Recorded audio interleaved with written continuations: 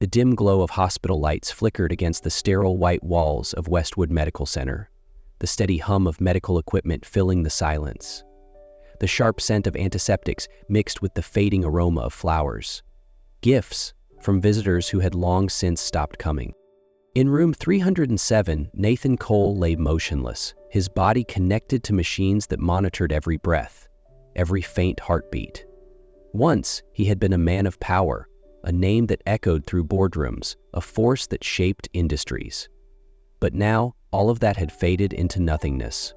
His days no longer revolved around million-dollar deals, but rather the slow, mechanical beeping of monitors. He was no longer a titan of industry, just a man trapped in a body that refused to move, suspended between life and oblivion, with no one left to fight for him.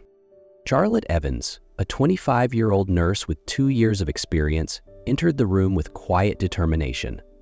Though young, she had already built a reputation for her dedication and compassion. She believed that no patient, no matter how hopeless their case seemed, should be left alone. She approached Nathan's bedside, preparing to change his bandages, and like every day before, she spoke, despite knowing that he would never answer. Charlotte worked methodically, her hands moving with practiced ease as she removed the old bandages, cleaned the wounds, and replaced them with fresh ones. It was routine, a process she had repeated countless times, but she never treated it as mere procedure. She did it with care, with patience. She didn't have to talk to him, but the silence in the room was suffocating, so she spoke.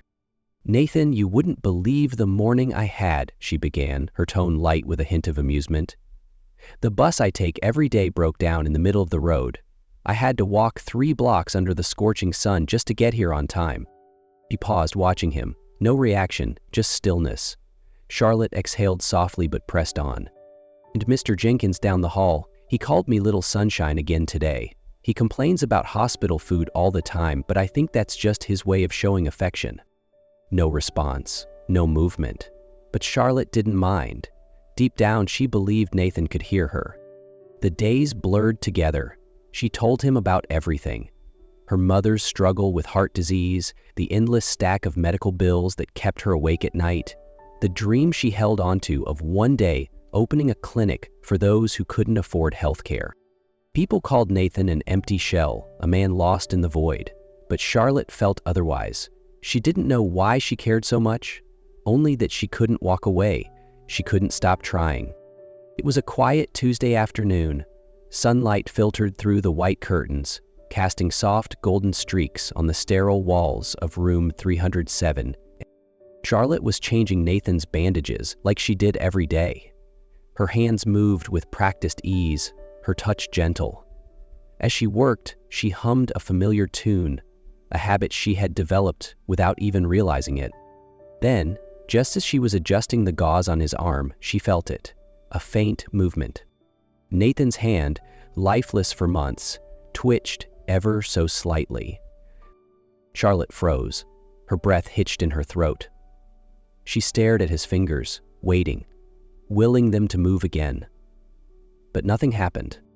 She shook her head, telling herself it was probably nothing, a muscle spasm, an involuntary reflex. But the thought lingered, gnawing at the edges of her mind. Before leaving for the night, she turned back for one last look at him. That strange feeling still sat heavy in her chest. Something was changing. She could feel it. The storm rolled in the following evening. The wind howled through the hospital corridors, raindrops hammering against the windows like a somber melody. Inside room 307, the dim glow of the monitors cast faint shadows on the sterile white walls. The only sound was the rhythmic beeping of Nathan's heart monitor, steady and unwavering. Charlotte's shift had ended hours ago, but she couldn't bring herself to leave. Something inside her whispered that tonight Nathan shouldn't be alone. She pulled up a chair beside his bed, gently taking his hand in hers. "You know," she murmured, gazing at the storm outside, "I used to love nights like this. When I was little, my dad and I would sit by the window and count the seconds between lightning and thunder. He told me that if I could measure the storm, it wouldn't be so scary." She let out a quiet chuckle, though her eyes were distant. But after he died, Storms just felt lonely. A single tear slipped from her eye, landing softly on Nathan's hand. She blinked rapidly, embarrassed by her own emotions. But then, it happened.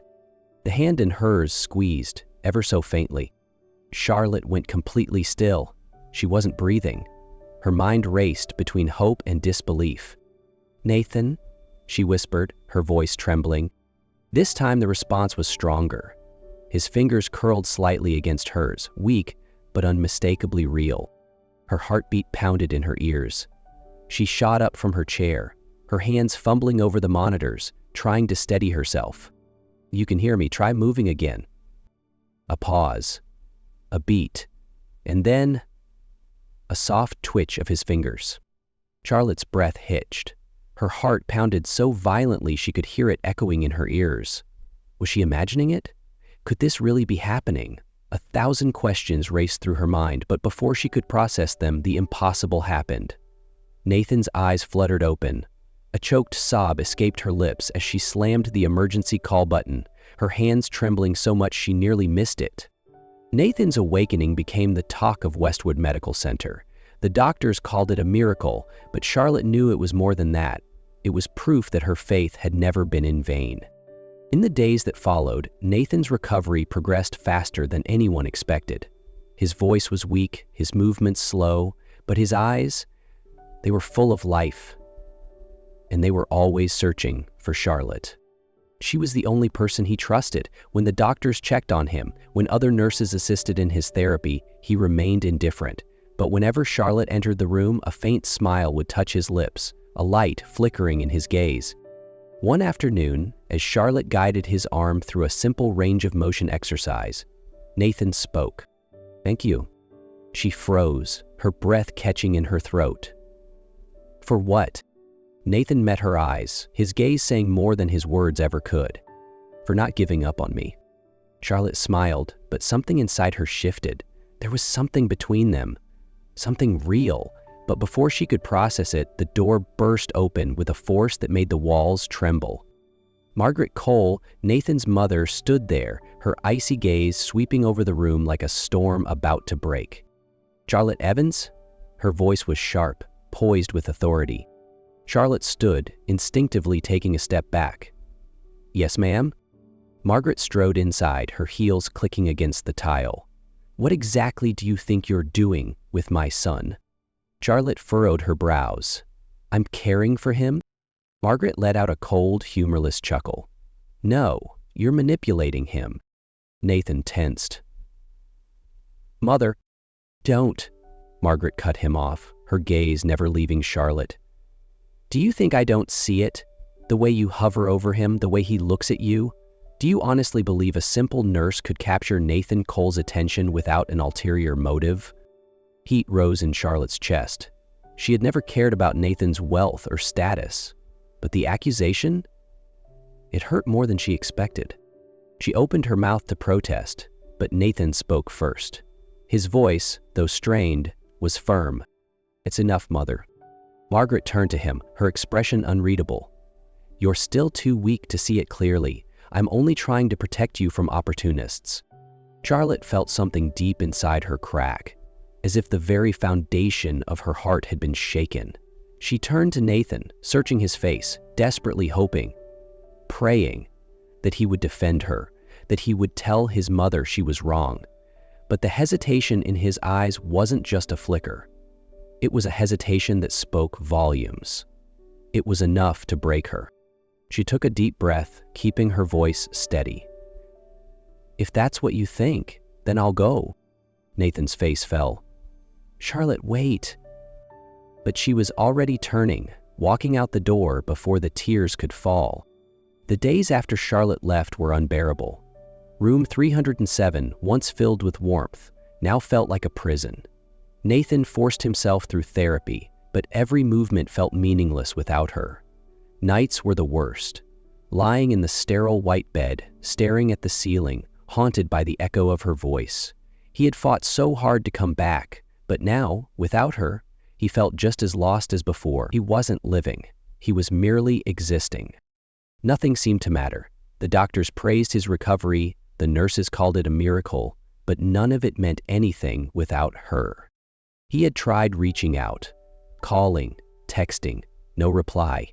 He had asked other nurses about her only to learn that Charlotte had transferred to another hospital. And then Nathan knew he couldn't let this end like this. That day, he stood before the press for the first time since waking up. A press conference had been scheduled to discuss his miraculous recovery, but Nathan had other plans.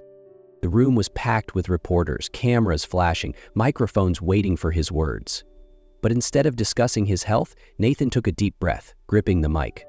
"I'm not here to talk about my recovery." Silence. Nathan took a deep breath, feeling the weight of 100 eyes on him.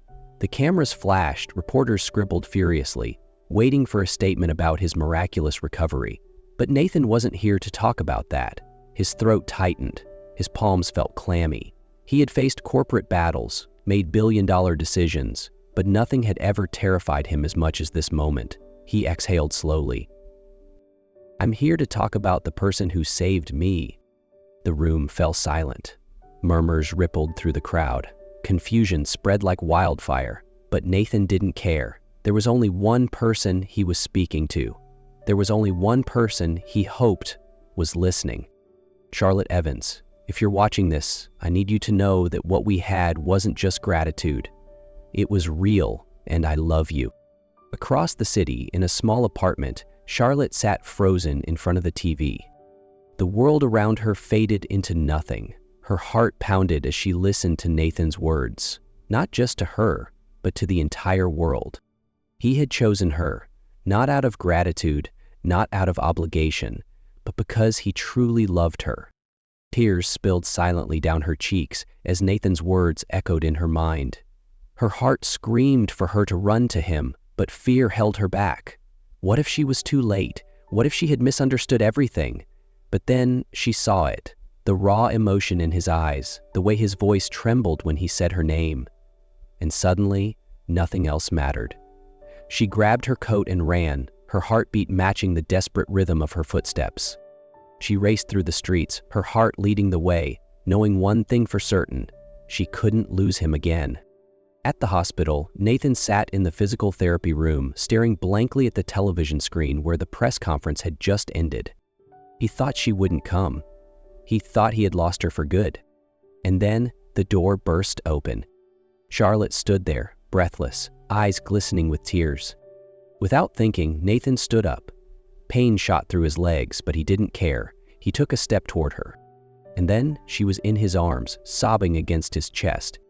"I'm so sorry," she whispered, her voice shaking. "I should have never left. I love you, Nathan." Nathan held her tighter, as if letting go meant losing her forever. "You came back. That's all that matters." After reuniting, Nathan was determined to make a full recovery, not just for himself, but for Charlotte. Physical therapy was grueling. Some days, every step felt like torture, pain radiating through his body. But whenever he wanted to give up, Charlotte was always there, holding his hand, smiling at him, reminding him that he had fought too hard to come back, just to stop now. Slowly, Nathan grew stronger. The pain lessened, his legs steadier, and one day, he took a step without needing his crutch. "Look at me," Nathan grinned, taking slow but confident steps toward Charlotte. Charlotte clapped her hands like an excited child. "I knew it! I always knew you could do it!" Nathan didn't respond with words. Instead, he suddenly lifted Charlotte into his arms, spinning her around. "Are you crazy?" she squealed, laughing as she playfully smacked his shoulder. "I just wanted to see if I was strong enough to pick you up," Nathan smirked. "And I think I did a pretty good job." The following months were filled with small but beautiful moments of love. In the mornings, they strolled through the park, Charlotte proudly holding Nathan's hand, no longer seeing him as a bedridden patient. In the afternoons, they cooked together, though Nathan was a complete disaster in the kitchen, often spilling ingredients and making Charlotte laugh uncontrollably. At night, they curled up on the couch, watching old movies Nathan had never had time for when he was a busy businessman. One evening, as they sat on the rooftop gazing up at the starry sky, Nathan gently squeezed Charlotte's hand. "I never thought my life could be this happy." Charlotte leaned her head against his shoulder, a soft smile on her lips. "And I never thought I'd find a love like this." Under the vast night sky, surrounded by endless stars, they were no longer nurse and patient. They were two souls who had found each other against all odds, and this time, they would never let go. A year later, their lives had transformed completely. Charlotte had fulfilled her dream. She opened a community clinic, a place where patients who couldn't afford treatment would always have a chance. Every day, she poured her heart into her work, helping those who needed her most. Nathan had left behind the ruthless corporate world, dedicating himself to charity work, using his wealth to make a real difference. But no matter how busy life got, he always made time for the woman who had saved him. And today, he had something special planned. After a long day at the clinic, Charlotte stepped outside, stretching her arms after a long day, then stopped mid-step. Her breath caught in her throat. Nathan stood a few feet away, bathed in the golden glow of the setting sun. He looked nervous, shifting slightly as he knelt down on one knee, holding a sparkling ring between his fingers. His hands were shaking. His heart pounded so loudly he was sure she could hear it. "Charlotte Evans," he said, his voice thick with emotion, "you didn't just save my life. You became my life. Will you marry me?" A laugh bubbled past Charlotte's lips, mixing with the tears spilling down her cheeks. Without hesitation, she nodded. "Yes, 1,000 times yes."